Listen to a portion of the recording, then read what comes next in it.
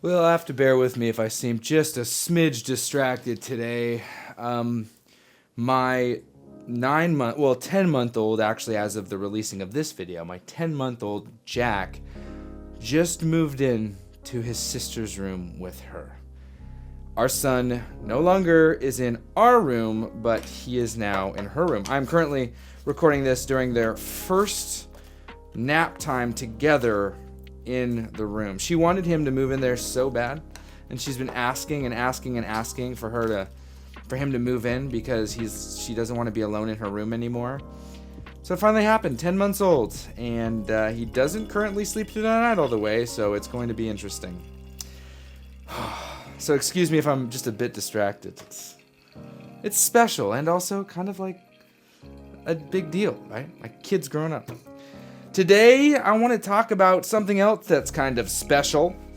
I have been learning a lot about, this guy here, and I have been starting to feel a little bit of the pressure, not the pressure, that's not a good word, of the limitations in some ways. Ooh, limitations. I have had it for a while, and I've been using it and doing its thing and just kind of pushing the limits and trying to get the maximum amount of frame rates. And I'm learning a tremendous amount of, information about the idea of optimization. This is something that I didn't really have to worry about as much with something like the PlayStation 5, the Nintendo Switch, the Xbox, because stuff just seemed to work. In fact, I would complain about potentially having lower frame rates in certain games, like Starfield or whatever it may be. Why can't they fix the frame rate? Why can't I get 60 frames per second in Tears of the Kingdom on my Nintendo Switch? Why? And I'm starting to understand more and more why I can't, because again, hardware limitations, but why having uncapped gaming experiences is actually quite distracting. So you're seeing this today. So this morning, you would have, if you're part of the streams on JDX Coffee, that's where all of the streams are going, trying to build that out. Every stream that happens is over there. JD Coffee, it's one of the first links here.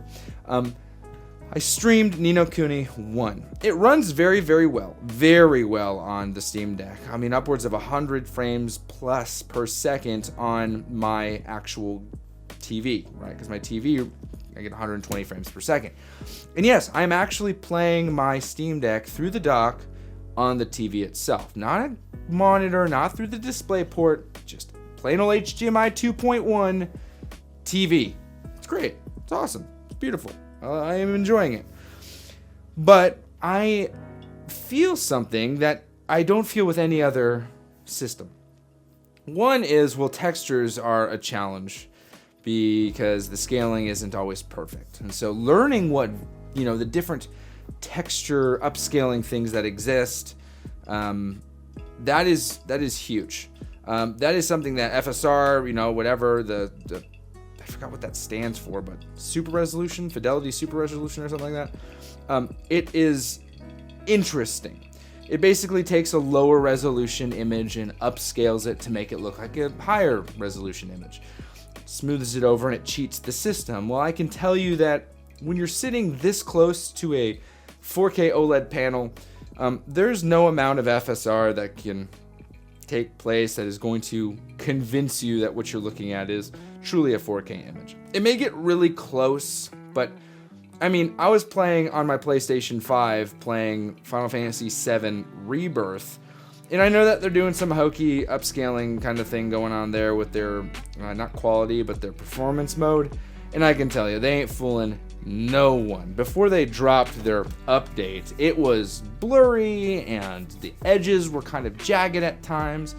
You get ghosting. It's not the sexiest. And then you bump it up to quality mode and you get a 30 frames per second experience. Now, I'm probably able to get higher frames, but they cap it at 30. And this is something that I didn't quite understand. I thought, why would they cap it? Why wouldn't they just let it ride, give you the highest frame rates you can in good areas and lower frame rates in lower areas? And not until getting the Steam Deck and experiencing it not necessarily between 30 and 60, but between 60 and 90, did I really understand why this is not the way you want to go about playing your video games. In fact, rather, you absolutely want to play with some sort of cap, especially on something that has some elements of performance limitations. The Steam Deck is a great system, but it certainly has its fair share of performance limitations. It is a portable PC handheld that is playing AAA titles that are otherwise designed to be played on quite a powerful machine. Whether it's a PlayStation 5, a Series X, or an actual gaming PC, the games that are designed to be run, well, if it's for Steam, it's absolutely supposed to be run on a gaming PC. And the Steam Deck is not really their first pick. We're going with 4, so that's going to be the bottom right. And we're going with the smoke today. Also, just full disclosure, I don't intend on drinking this full cup of coffee, but I mean, I may. I just don't intend on drinking this full cup of coffee. While I was playing something like Ni no Kuni 1, which is blowing my mind, by the way, that game looks beautiful, plays well, and I'm having a good time playing it. Even something like Chrono Trigger, which apparently is a bad port, but still, I was experiencing something called dropped frames. This is something that none of us are new to. We have all experienced dropped frames before, but what I'm not necessarily used to is the singular dropped frames.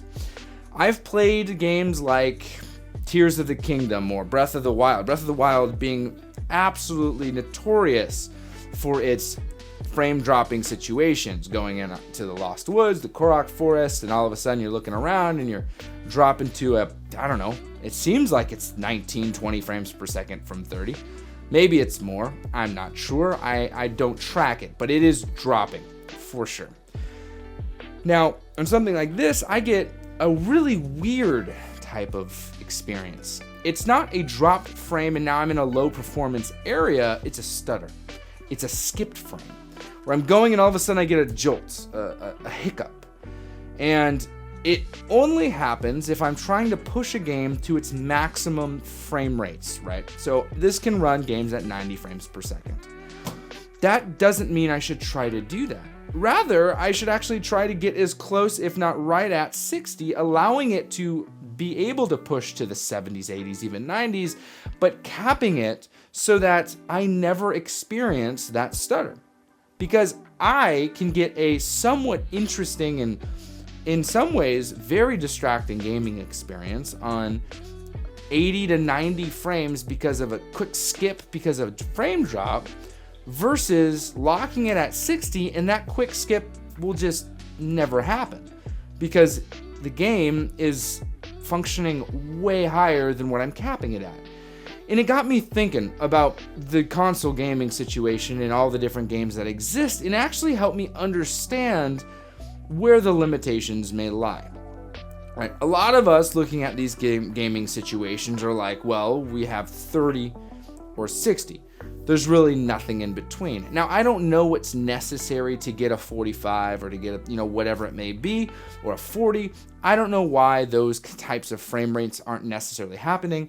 And if you do know, let me know in the comments and educate me. But I look at it, and if it can't reach 60, then we stick with 30. And at 30, the gaming experience can be feeling a little bit last gen. I know for me, I tried as hard as I could to hold out to play Final Fantasy VII Rebirth on quality mode to get 30 frames, to get the maximum quality fidelity I could, and it was at 30 frames per second. After about, I'd say, a dozen hours of gameplay, I was like, I just can't handle it anymore. I'm so used to playing games that look this big at a higher frame rate that I'm just going to drop it. And that came with some pretty severe consequences, at least on first rip. They ended up patching it over and giving you something a little bit better. But therein lies an issue, because in giving us something better, they most certainly dropped the resolution, because you have two options. You have 60 frames blurry and 60 frames sharp.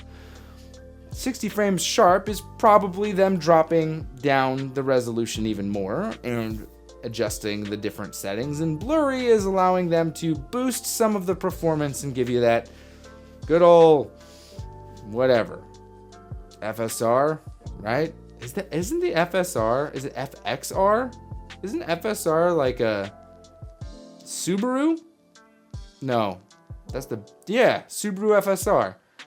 And then there's the BRZ. Was the FSR the Scion version and the BRZ was the Subaru? I don't know. Either way, I don't know if I'm saying it right, but you understand the upscaling situation. I didn't think, or wasn't super familiar with what this actually meant. People complaining about dropped frames and I'm being like, what are you even talking about? And not until I got the Steam Deck and start pushing games, and the biggest thing, given the freedom to adjust the settings on the fly and allow for pushing the textures to a higher spot, doing this, that, and the other, and that freedom that really exists with this, was it able to truly understand that situation. And if I'm being honest, it does kind of remove me from the the immersive nature that a game can have when adjusting and tweaking is a part of the lifespan of the gaming situation. I can understand where developers or whatever it may be on something like a Switch or a PlayStation 5, they're like, we need to dial it to a specific setting and just not give the user any sort of customizations because our hardware has limits and we don't want them to see the limit. I like that. I have nothing wrong with that. The fact that I have a device that is powerful enough to play these next-gen titles and doing some special things, some proprietary stuff underneath the hood, and then they set a specific gaming experience and you have two options. It looks good or it plays well, right? That's pretty much what you get. It'll play well enough on the looking good part of things, but you get it, right? It's going to play well and fast, or it's going to look good and slow. That's kind of where we're at. I respect that. I like that. I think that's a good thing, and it's what I'm used to. And I am learning the nuances here with something like the Steam Deck, which this isn't anything against it, because this isn't this' fault at all. In fact, this is just kind of the territory. This is referred to as a console from time to time because it feels like it, but really it's just a PC. It is a PC through and through, if we're being honest. This is Linux based, but you can adjust things on it, and really if you look at its other competitors, those are just tablet formed PCs. It's normal computer, have everything, Windows 11. That comes with its own bag of tricks. But because of that comes this new adjusting thing and trying to fine tune. And it is definitely something that I am learning to get used to. It is spectacular that I can play some crazy games. You can play Helldivers 2 on this. I haven't, but you can. You can play a laundry list of games where I'm finding myself starting to feel some of the complications that come with this territory, this PC gaming, this portable, PC gaming kind of situation, is in dialing the settings. I don't think there's anything inherently wrong with having to do that, but there are some games that don't give you the option, and the port themselves are far from perfect. And so that is something that I'm also learning to deal with. I know that if I purchase a game on my Nintendo Switch, PlayStation 5, or whatever, the gaming experience that I get out the box, with the exception of patches down the line, is pretty much the gaming experience I'm gonna get. There's not much more I can do. And whether it's a good one or a bad one, that's what I'm gonna get. Pokemon Legends Arceus is going to look the way that it looks, regardless of whether you like it or not. It's gonna have flat textures, very, very low draw distance, and nothing special in the background. Tears of the Kingdom is going to have this immersive, crazy, huge, vast, expansive thing that you're like, holy smokes, I can't believe I can see that far, and it's going to come with frame rate limitations, right? And you're going to have everything in between. I mean, Legends Arceus by no means has good frame rates, but I don't know why I decided to use that. I think it's because their textures are so embarrassingly bad, but whatever. I mean, PlayStation 5. Final Fantasy 16 on performance mode looked great. 16 on quality mode looked better, but really they were indistinguishable unless you were standing somewhere and just like stopped moving and looked at the character models and were like, oh, I can see one's fuzzier than the other. 7 Rebirth, it's very clear which one is which. But you look at other games like Remake or some that are remasters for that matter, and you're like, holy smokes, we're getting 60 frames and this is looking sexy. It's a really cool thing. I don't know why, but PC, Steam Deck being one of those, has these limitations. They have these, I don't know what it is. You can get the same game released across all platforms.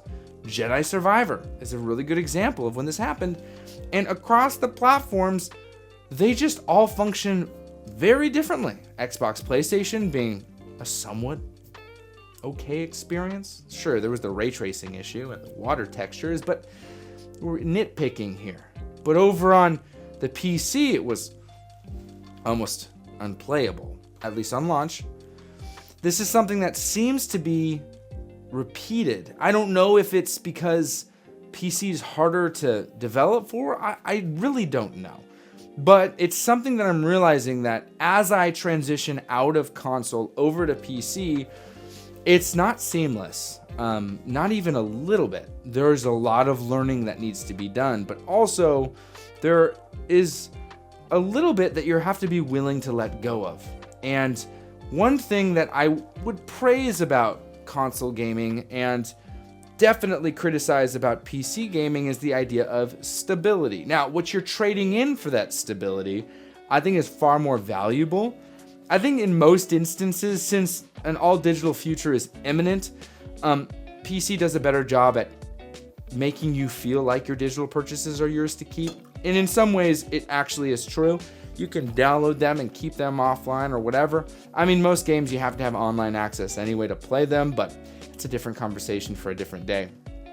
PC just does ownership better in the digital space. It has more flexibility when it comes to what you can play it on, and also has a much greater library. There's so many more games to play. Sure, you can't play legally Nintendo games. I always have to say that because I'm gonna get some jackwagon in the comments being like, well, you know, you can play. Dude, cool it. Legally. We do things legally here. You can't play Switch games on your Steam Deck. Not legally. You can't do these things as easily.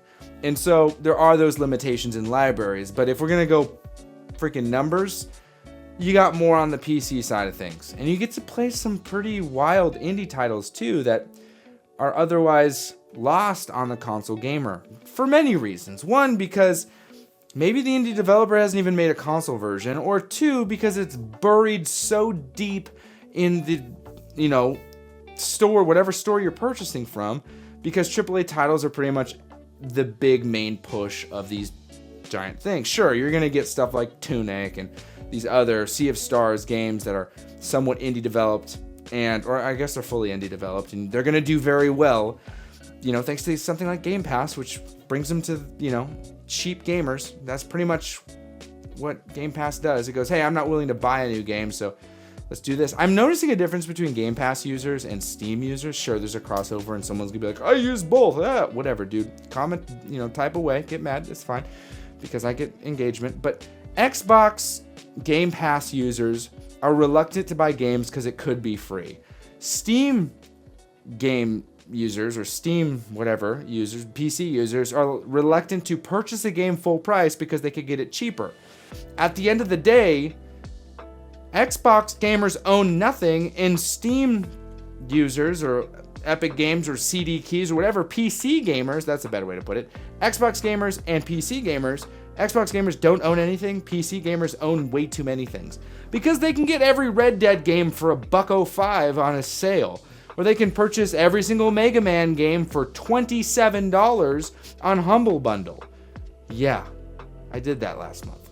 Every single Mega Man game. From the Legacy Collection through Mega Man 11. Every Mega Man game. Not the Battle Network. Pretty crazy. And right now they have some insane things there. I like the idea of spending the same amount of money I would have spent on a subscription service and owning a plethora of games. Sure, backlog's real, but remember, backlog equals library. And if we're just building a library, there's nothing wrong with that. Stop pressuring yourself into feeling like you have to complete everything that you've purchased. It's irresponsible to just purchase all willy-nilly, so make sure you're not spending your money without thinking. But if we're being honest, it's okay to have more games than you can play, because chances are that's just the way it is for everybody. Really good video by the Dad Aimer, talking about how to handle backlog. Really cool video, by the way. Watched it. If you're in the Discord, I linked it to you guys. You should go watch it. That being said, the limitations here are very few when it comes to access, but when it comes to optimization and stability, I'm feeling it. I'm very much so feeling it. And it's not making me change my mind, because whether I like it or not, this is really the only way I can play. I don't have the luxury of doing much other than sitting in my living room. Sure, right now I have an hour and a half while my kids are sleeping before we go do our play date with the neighbors. But I'm just gonna record a video and edit it, and that's the time I have. While they're doing their play date or whatever, maybe they're running around, well, I'm not gonna be able to play because I'm paying attention, but while my wife is getting them to sleep, should I boot up the PlayStation 5 and try to make things happen in the office, or sit on the couch in the living room? We have high ceilings, we can see through all the whole house, and just wait to kind of keep myself present so that if I hear dada or hey, I need ya, I'm ready to go with a quick suspend. It's becoming more that. So these are the only ways to play. So at this point, it is a lot less of, well, I'm going to ditch it for something better, and a lot more of, I need to make the best out of what is here for me. Because as a present father, a present husband, this is absolutely the Lodi. This is the 1-2. This is the main and this is the secondary, or vice versa. However you want to look at it. This is the dual wield. This is the kit and caboodle. I could go on forever. I'm not going to, because it's getting quite repetitive, but I really am enjoying what I've learned and what I'm learning. And I think that I'm really just starting to learn. I don't think I'm even close to learning at all. That excites me. That excites me. The flexibility and the different things that are there excite me.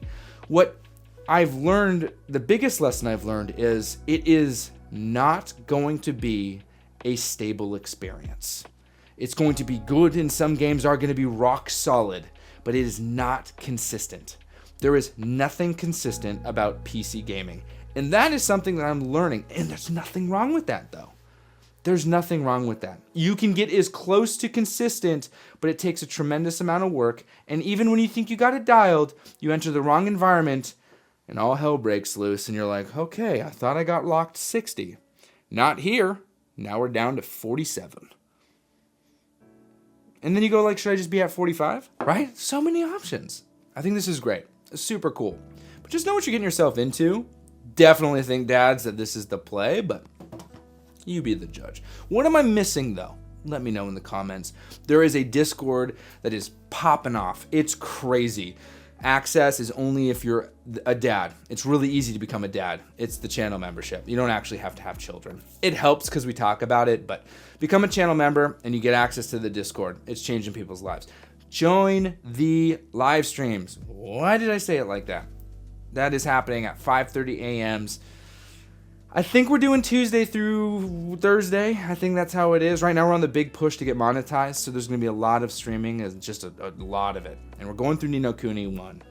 If you're watching this a year later, we've gone through Ni no Kuni 1. Playing some of it on stream, some of it off stream. I'm having a good time. But those streams are specific to one criteria. The gaming that happens there has to be on a device that has portable capabilities. So it is either going to be streamed off of a Switch or whatever next is for Nintendo, or a Steam Deck. I will break the rule once I have a PC, but I'm not streaming the PlayStation 5, though I want to. It's just not the thing. We're going to stick to this portable gaming gig. The only thing I really want to play on the PlayStation 5 is Rebirth, but I'm like in the middle of it. Whatever. You guys are going to be like, what's happening? I don't even know. Yeah, I'm not finishing it today. I got like this much left, but I don't want to get a tummy ache. I'm going to edit this real quick and get it up. And then maybe I'll have a few minutes. I won't. Oh well. Hey, thanks for listening, guys. And as always, happy gaming.